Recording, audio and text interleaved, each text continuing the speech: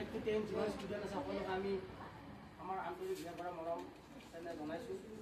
বহুত কষ্ট কৰিছে তেওঁলোকে, পইচা উঠাইছে, ইজনে সিজনে কথা নাপাতিবা, ইজনে সিজনে পইচা আলোচনা কৰি কোনে কিমানকৈ উঠাব।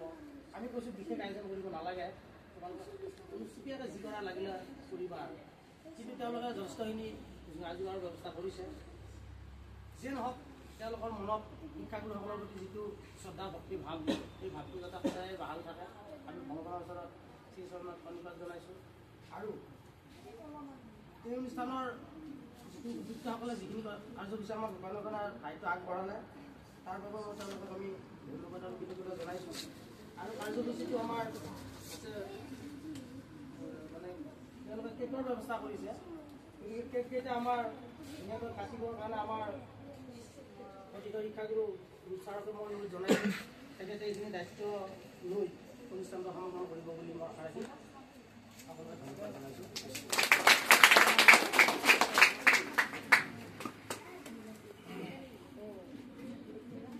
শিক্ষক দিৱস উপলক্ষে ইয়াত উপস্থিত থকা আমাৰ শ্ৰদ্ধাৰ অভিভাৱকসকল, মৰমৰ ছাত্ৰ ছাত্ৰীসকল আৰু আমাৰ দুগৰাকী বিশিষ্ট ব্যক্তি আমাৰ মাজত উপস্থিত আছে, তেওঁলোককো আমি আমন্ত্ৰণ জনাইছোঁ।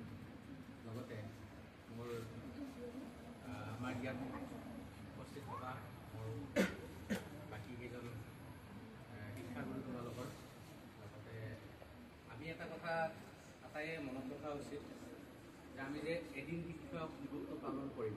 তোমালোকে ভাবিছা আজি শিক্ষক দিৱস পালন কৰিছোঁ, আমি সকলোৱে শিক্ষাগুৰুক সন্মান দিব লাগে, সেইটোতো এনেকুৱা কথা নহয়, সদায় দিব লাগে।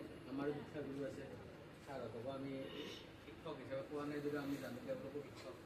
গতিকে আমি আমাৰ সমাজত অকল তোমালোকে এনেকৈ নাভাবিবা যে আমাক কিতাপৰ কথা পঢ়াইছে সেইজনে শিক্ষক, হয়নে?